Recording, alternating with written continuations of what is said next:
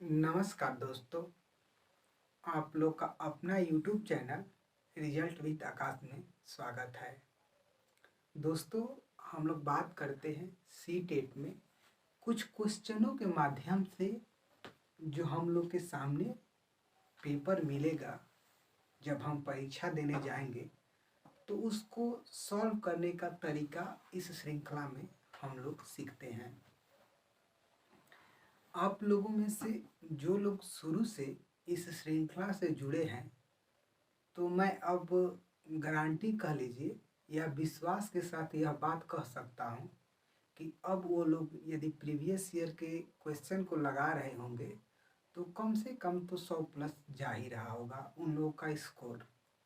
क्योंकि स्टार्टिंग के 3 वीडियो में ऐसी कुछ जानकारी दी गई है जिससे यह पता चलता है कि आपको किसी भी प्रीवियस ईयर के पेपर को सॉल्व कैसे करना है और ऑप्शन के माध्यम से क्वेश्चन को कैसे डील करना है और आपको क्या क्या टॉपिक पढ़ना ज़रूरी है।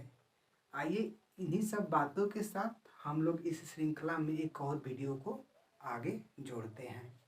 देखिए दोस्तों, आज का पहला क्वेश्चन क्या है, कह रहा है क्या, निम्नलिखित में से कौन सा सिद्धांत यह दर्शाता है कि विकास दिशात्मक है सिर से पैर की ओर। किधर से किधर की ओर? तो सिर से पैर की ओर, यानी विकास जो होता है तो हम लोगों के सिर से पैर की ओर होता है। और चूंकि सभी लोग ग्रामीण क्षेत्रों से या शहर के क्षेत्रों से हैं, तो एक यह बात आप लोग जानते होंगे कि जब भी किसी लड़के का जन्म होता है तो सबसे पहले उसके गर्दन का ये भाग मजबूत होता है। मतलब आदमी कहता है कि इसका मतलब कि अब सिर बंध गया, और सिर से आगे फिर धड़ के तरफ होते होते सबसे लास्ट में बच्चा क्या करता है, चलना सीखता है। पहले माँ बनेगा फिर चलना सीखेगा, क्योंकि पैर का विकास सबसे लास्ट में होता है। तो ये विकास की प्रक्रिया क्या दिखाती है? अधोगामी सिद्धांत, अधोगामी सिद्धांत, विशिष्टता से संबंधित सिद्धांत, शीर्षगामी सिद्धांत, मात्रात्मक परिवर्तन सिद्धांत। तो देखिए, यह जो विकास की प्रक्रिया है इसे शीर्षगामी सिद्धांत कहते हैं। क्या कहते हैं इसे? इसे शीर्षगामी सिद्धांत कहते हैं। आइए फिर हम आगे कुछ बात करते हैं। कह रहे हैं वाइगोत्स्की के सिद्धांत के अनुसार सहायक खोज। अब देखिए, कोई भी अच्छा वर्ड मिलता है तो आप उसे अंडरलाइन कर लीजिए। चूंकि आप अंडरलाइन कर लेंगे तो आपको एक मोटा मोटी पेपर के बारे में कंसेप्ट पता चल जाएगा या क्वेश्चन के बारे में कि इस क्वेश्चन में क्या मांग रहा है। तो देखिए, खोज की बात कर रहा है और किसके बारे में? वाइगोत्स्की साहब में। देखिए, आप लोग सी टेट के पेपर देने जा रहे हैं तो आप लोगों को कुछ चीज़ें मुंह पर होना चाहिए। अब दोस्तों, मुंह पर होने का मतलब क्या है कि यदि आप वाइगोत्स्की साहब का नाम आता है तो आप इनके बारे में 4-5 बातें हर किसी से शेयर करिए। हर किसी का कहने का मतलब क्या है कि आप अपने सहपाठियों से जुड़े रहिए। क्यों? क्योंकि देखिए, वाइगोत्स्की साहब कहते भी हैं कि बालक अंतः क्रिया करके सीखता है। तो आप भी अपने सहपाठियों से अंतः क्रिया करिए। आप कहिए कि आप वाइगोत्स्की साहब के बारे में क्या जानते हो, तो आप बोलिए कि वाइगोत्स्की साहब रूस के मनोवैज्ञानिक हैं। इन्होंने सामाजिक संस्कृति का सिद्धांत दिया है। इस सिद्धांत को सामाजिक संज्ञानात्मक सिद्धांत भी कहते हैं। इसे सामाजिक अंतःक्रिया का सिद्धांत भी कहते हैं। इन्होंने समीपस्थ विकास का क्षेत्र दिया जहाँ पर बालक उलझ जाता है या अटक जाता है, फिर उससे हम सहयोग करते हैं, उसको स्कैफोल्डिंग कहा गया। और स्कैफोल्डिंग को हिंदी में पाठ ढांचा या मचान कहा जाता है। यदि इतनी बातें आप किसी से बोल देते हैं तो वह समझ जाएगा कि आपके वाइगोत्स्की साहब कंप्लीट तैयार हैं। और यदि सीटेट जैसे एग्ज़ाम को आप क्रैक करना चाहते हैं अच्छे नंबरों के साथ, तो आपके अंदर भी ये सब तैयार चाहिए। तो देखिए, उसी में से सारे क्वेश्चन हम लोग के बन जाएंगे। अब वाइगोत्स्की के सिद्धांत के अनुसार सहायक खोज किस में सहायक है? कह रहा है संज्ञानात्मक द्वंद्व, सहपाठी सहयोग, उत्प्रेरक प्रतिक्रिया सहचर्य, पुनरावलन। तो देखिए, जब भी पुनः बन आए तो ये समझ जाइएगा कि वाइगोत्स्की साहब का नहीं है, ये स्किनर का है। और ये भी नहीं है संज्ञानात्मक शब्द, तो जानते हैं कि जिन पियाजे से संबंधित है।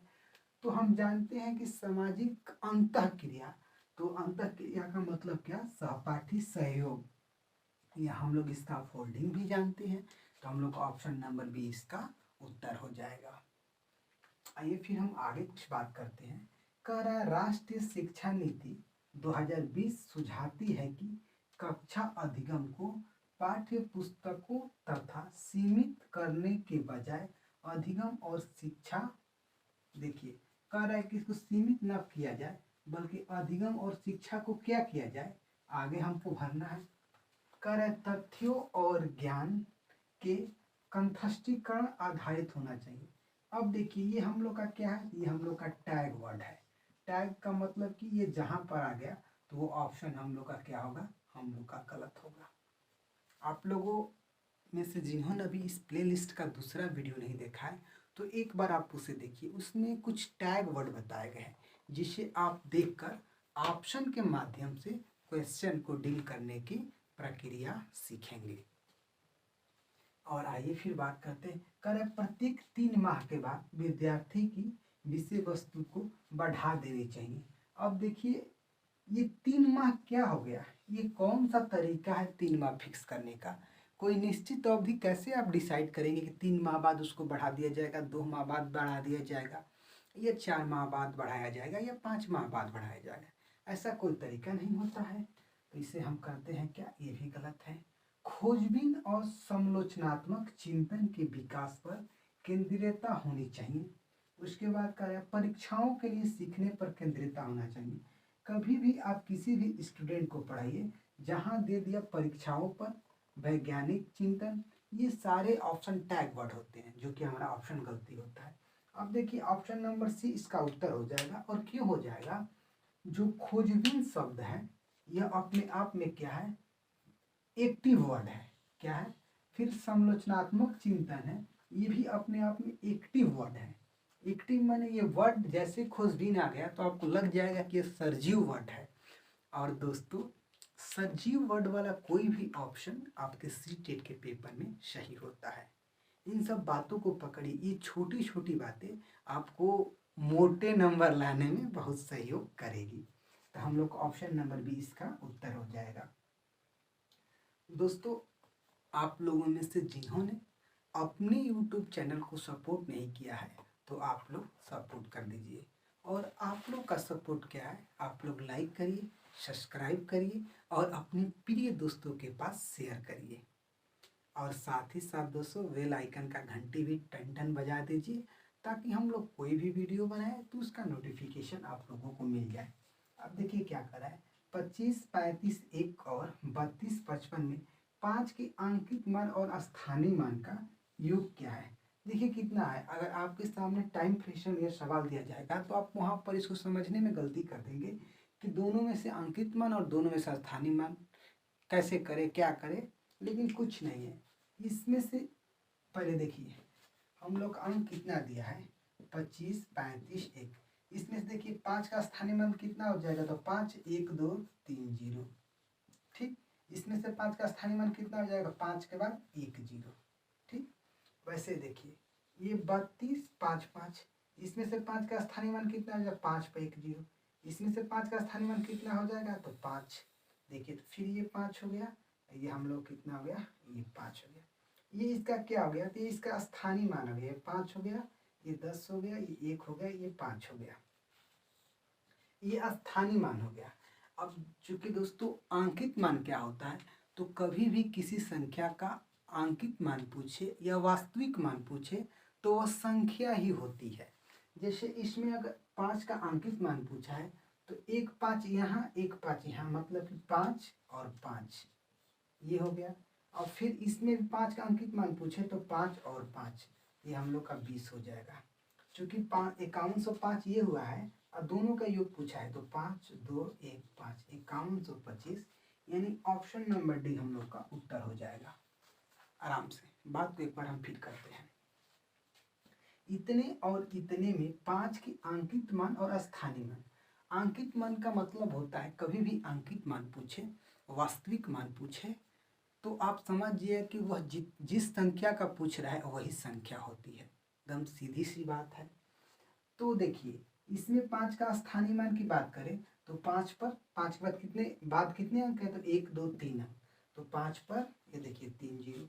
फिर इसमें 5 के स्थानीय मान की बात करें, क्योंकि 5 2 बार है, तो 5 पर 1 जीरो। ठीक, और इसमें भी 5 के स्थानीय मान बात करें तो 5 के बाद 1 अंक है, तो 5 पर 1 जीरो। फिर 5 के बाद कोई अंक नहीं है, तो केवल 5, तो हम लोग का स्थानीय मान होगा 5105। और इसके अंकित मान बात करें तो 5 1 1, 2 बार 5 है तो 10 यहाँ पर हो गया, और 2 बार 5 यहाँ पर है तो 10 यहाँ पर, तो 20 ये हो गया। 5105 में यदि 20 जोड़ते हैं आपका, तो 5125 इसका उत्तर हो जाएगा, जो कि हम लोग का ऑप्शन नंबर डी हो जाएगा।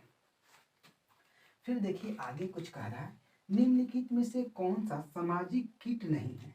अब देखिए, सामाजिक कीट का मतलब चींटियां, दीमक, मधुमक्खी, ये सारे एक ही मेलजुल खाते हुए होते हैं। लेकिन सामाजिक मतलब इन चींटियों को हम समाज में भी देखते हैं, लेकिन भृगु एक कोई मतलब कीट टाइप का है जिसका हम लोग समाज में नहीं देखते हैं, तो हम लोग का ऑप्शन नंबर सी सही हो जाएगा। दोस्तों, इस प्रकार के ईवीएस के क्वेश्चन के लिए हमारी टीम द्वारा आप लोग को एक पीडीएफ दिया जाता है। अब आप लोग सोच रहे होंगे कि वो पीडीएफ कहाँ से मिलेगा, तो आप लोग के इस वीडियो के डिस्क्रिप्शन बॉक्स में व्हाट्सएप लिंक मिलेगा, जहाँ पर ऑलरेडी बहुत से विद्यार्थी ज्वाइन हुए हैं। आप लोग वहाँ से ज्वाइन होइए और इस चैनल से जुड़िए, सब्सक्राइब करिए, लाइक करिए और शेयर करिए। तो आप वहाँ पर मैसेज करिए पीडीएफ के लिए, आपको पीडीएफ मिल जाएगा। और जितने भी इम्पोर्टेंट टॉपिक होते हैं सीटेट के, सारे पीडीएफ हम लोग को द्वारा वहीं पर प्रोवाइड किया जा रहा है, या टेलीग्राम से आप जुड़िए। आइए फिर हम लोग आगे बात करते हैं। देखिए, कुछ हम लोग और आगे बात करते हैं। देखिए आगे क्या कर रहा है, कह रहा है एक स्कूल के कुल विद्यार्थियों का 4/7 भाग लड़कियां हैं। देखिए, 4/7 भाग लड़कियां हैं। इस सवाल को हम लोग बिल्कुल इजी कैसे करेंगे, और शेष भाग लड़के हैं। यदि लड़कियों की संख्या लड़कों की संख्या से 211 ज़्यादा है, तो स्कूल में लड़कों की संख्या पूछा है। किसकी संख्या पूछ रहा है, लड़कों की संख्या। दोस्तों, मैथ के कम से कम 10 से 12 क्वेश्चन की इस प्रकार को आपको देखने को मिलेंगे। या तो नंबर सिस्टम से होगा, या मार्केटिंग से होगा, या ट्रेन से होगा। ईवीएस में ट्रेन से मिलेगा। और जैसे कि ये हो गया स्थानीय मान से हो गया, लासामासा से हो गया। तो आप 10 मिनट या 5 मिनट एक्स्ट्रा सारे सब्जेक्ट से टाइम बचाइएगा, तो यहाँ पर आप 5 नंबर अधिक सब स्टूडेंट से पाएंगे। ये मेरा अपना अनुभव है, क्योंकि आप मान लीजिए फर्स्ट टाइम दे रहे होंगे, या कोई आप लोगों में से सेकेंड टाइम दे रहा होगा, तो आप मैथ के लिए थोड़ा सा एक्स्ट्रा टाइम लाइए। इसका आप लोगों को रिजल्ट में गेन मिलेगा, तब कहेंगे यहाँ रिजल्ट वाले ने कुछ कहा था।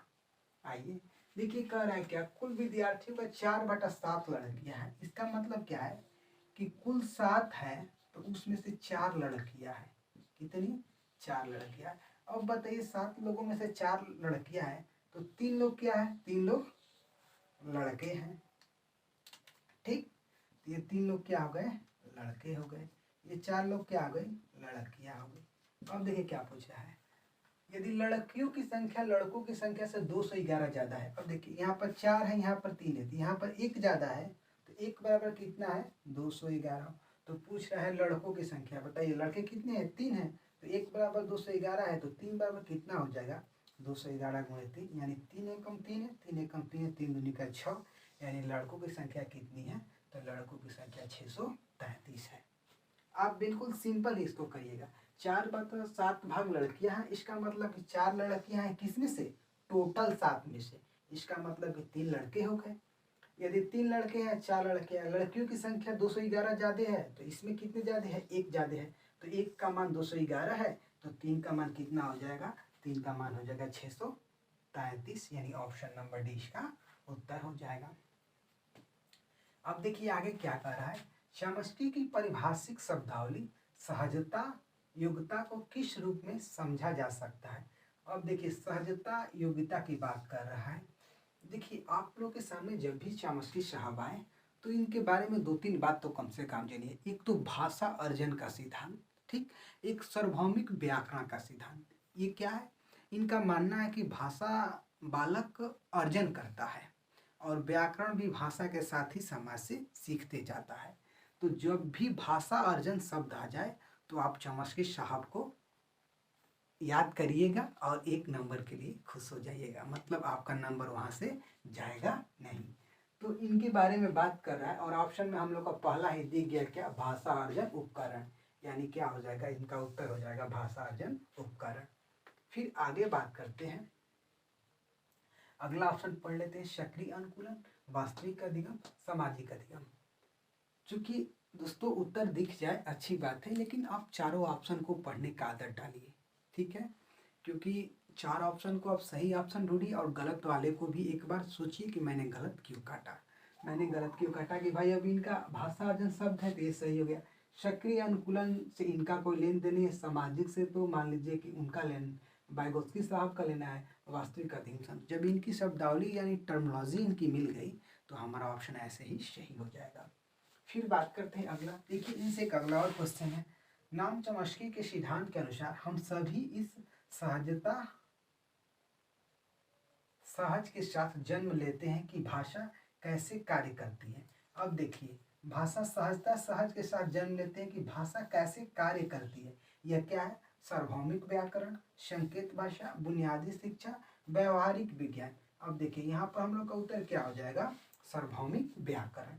तो हम लोग ऑप्शन नंबर ए यहाँ पर सही हो जाएगा, बाकी ये तीनों ऑप्शन हमारे लिए उचित नहीं है।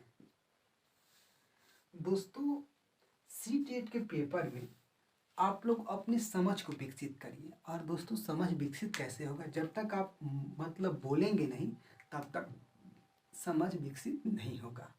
दोस्तों यदि मैं